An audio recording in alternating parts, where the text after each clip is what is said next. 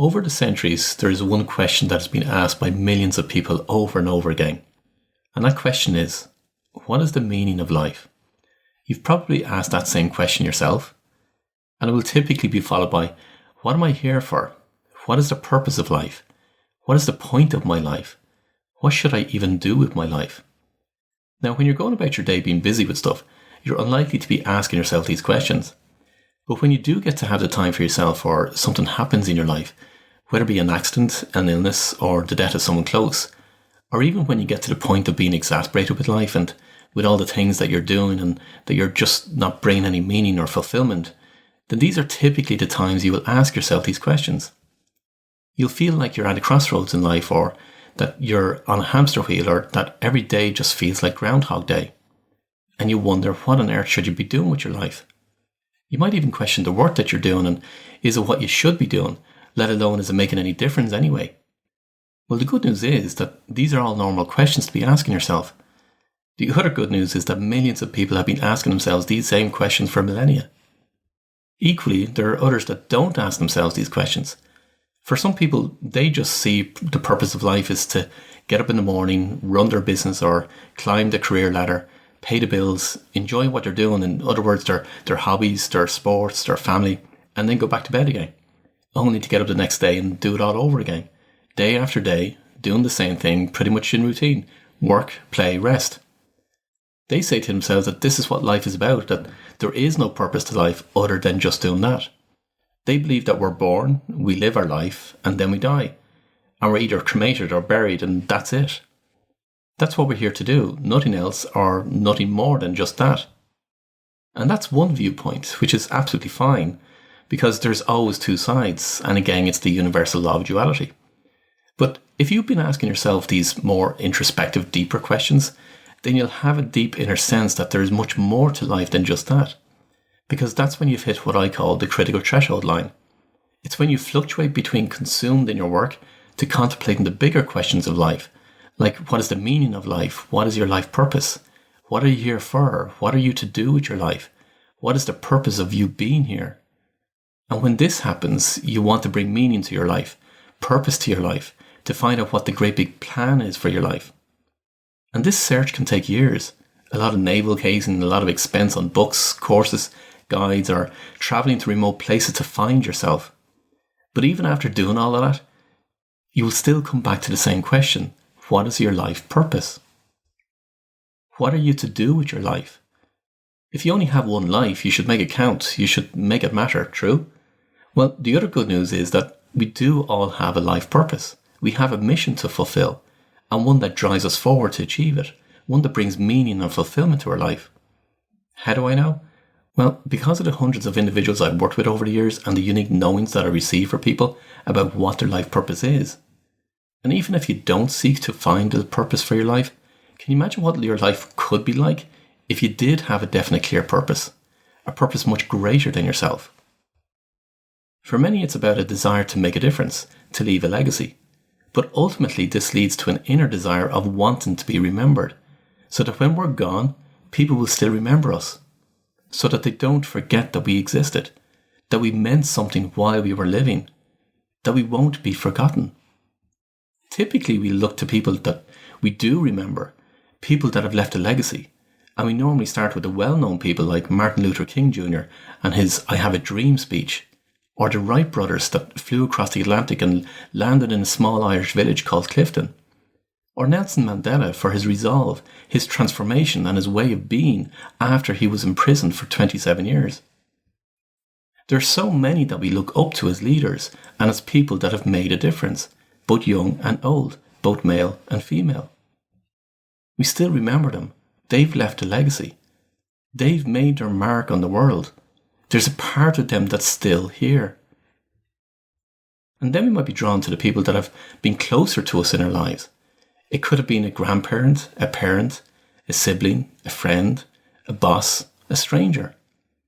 And there might be something that they said or did, or in some way they helped alter the course of our life for the better, and we still remember the moment that they had that impact. We can still bring to our mind where it was, what they said, who was there, how it took place, and more importantly, how it made us feel inside. They made a difference in our life. They had an impact. We still remember them. They left a legacy.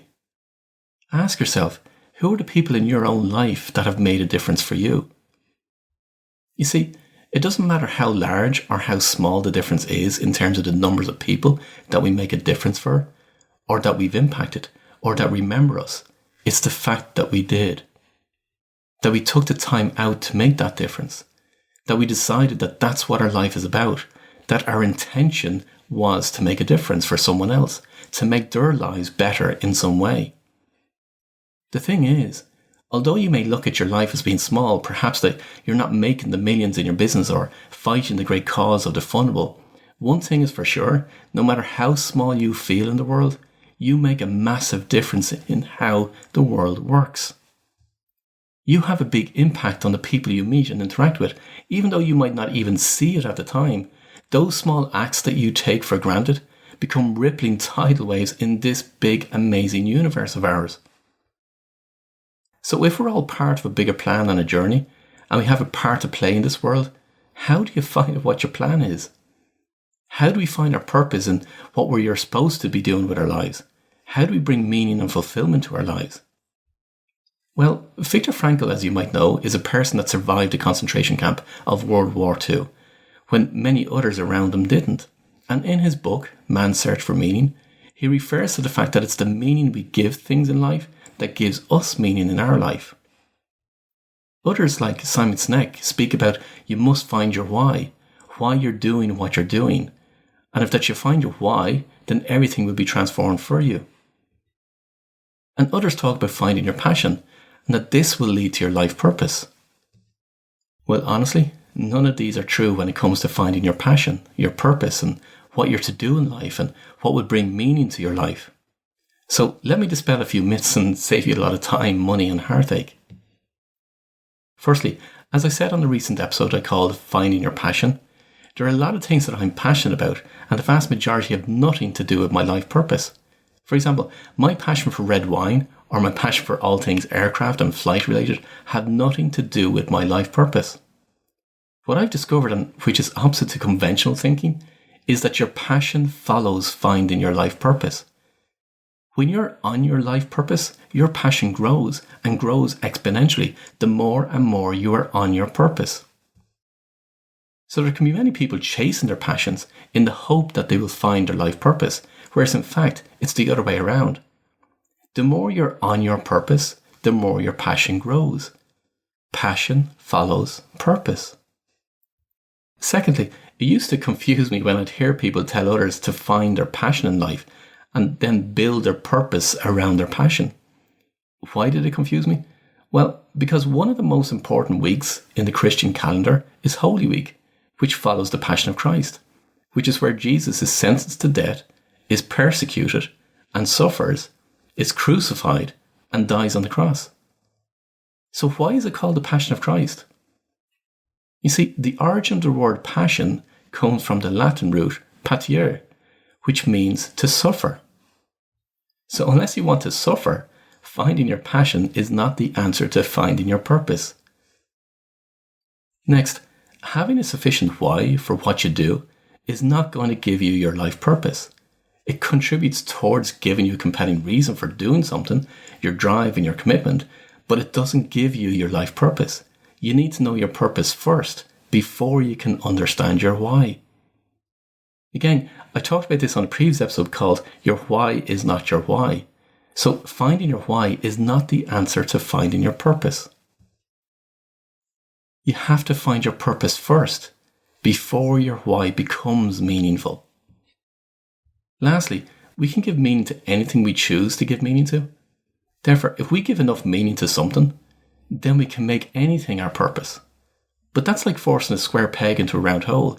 You could give meaning to your current business or your career, but that doesn't mean it's your purpose. So giving meaning to something is not the answer to finding your purpose. Then what is the meaning of life? And what will bring purpose and fulfillment to your life? Well, the overarching purpose and meaning of life, from my perspective, is to be you, your unique you, the genius you, to experience, to live life fully, to love and to evolve. That's it. Now, let me repeat that for you again. The overarching purpose and meaning of life is to be you, your unique you, the genius you, to experience, to live life fully, to love and to evolve. So the purpose and meaning of life itself is that. That's the overall purpose of what we are here for. So then the question becomes, what is your individual purpose in life within life itself? And that purpose is for you to become your genius you. And what is the genius you? Well, let me break down each of the elements that make up your genius you. First of all, you have a mission in life to fulfill. It's a mission that has been there since you were a young child. It's what I call your genius quest, and you unconsciously seek to fulfill that quest throughout your whole life. Initially, you seek to fulfill that quest for yourself, but what you do for yourself, you do for others. And therefore, as you progress on your path seeking to fulfill your innermost quest, your mission is to help others to fulfilling their mission in life also. If you remember back to the episode I called The Snakes and Ladders Life, you remember that I said that we're all connected, and people come into our life to assist us on our mission, and equally we come into other people's lives to help them on their mission. It's this interplay that goes on consistently in order to achieve much greater missions. Your genius quest is your mission in life. It is what you are meant to be doing. It's the what of your purpose. Now, next comes how you're going to fulfill your mission. In other words, you have a role to play. And it's this role that you play that you are innately gifted in the best way possible to fulfill your mission. And over the past couple of decades, I've discovered 10 different innate roles, what I call genius roles. And you play one of these genius roles. It's this role that you are gifted at doing. You innately do. You don't have to work at it. It just comes naturally to you. It's your unconscious role. You're just not consciously aware of it yet. And it's this role that is best suited for you to fulfill your mission in life. And it's the role that will bring you the highest level of success and fulfillment for you personally. You don't have to think about it, you just naturally do it. Now, what a lot of people end up doing is trying to figure out what their part is in life, and so they end up doing a lot of different personality type assessments, like Myers-Briggs or DISC or the Enneagram, for example. But these assessments are geared towards what your personality is, not what your genius role is. Your genius role is unconsciously within you. What most people also end up doing is they end up in roles that aren't congruent with their innate genius role, and therefore they don't feel comfortable in that role. For example, whether it be a teacher, a manager, or an operative. And because it's not congruent with their innate genius role, they have to work harder at it. Now, with every genius role, as I said, there are 10 different genius roles. There's a shadow side and a frustration point to each genius role. And apart from not knowing what your genius role is, if you don't know what the shadow side of your genius role is and what your frustration point is, then you end up self-sabotaging yourself. And that's where relationships break down and stress is heightened. Once you're aware of the shadow side and the frustration point of your genius role, then you're able to manage it more effectively. So your genius quest tells you what your mission is. Your genius role tells you how you're to fulfill your mission. Next comes your genius inspiration. Your genius inspiration is why you are to fulfill your purpose and mission in life. Like your genius role and your genius quest, it operates on an unconscious level. And because it operates on an unconscious level, you are innately driven to achieve it and what brings meaning to your mission. So while many people try and figure out what their why is by consciously trying to work it out, they're never going to get the correct answer. Now, this is something I went through in more detail in my previous episode.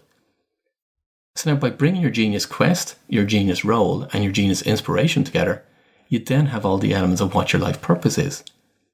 But here's one last thing. And that is, what do you get in return? In other words, what's going to fulfill you? How are you going to get fulfillment? Well, that's where your genius drivers come into play. Your genius drivers again operate on an unconscious level until you're able to identify them and make them conscious. Every single individual has a unique set of genius drivers.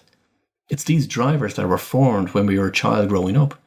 Think of them as buckets, and imagine you have 3 buckets in front of you. And as you're growing up as a child, you unconsciously form these 3 buckets. Then you spend the rest of your life unconsciously trying to fill these 3 buckets. When you fill them, that's when you achieve fulfillment. And by filling them, you also increase your own self-worth. But the difficulty for the vast majority of people is that they don't know what their genius drivers are, because your genius drivers operate on an unconscious level. People are going around trying to get fulfillment from all different types of different things, only to find out that it doesn't bring them what they're seeking. Think of your genius drivers as how you yourself get rewarded. It's how you end up getting the most joy in your life and are then able to live life fully.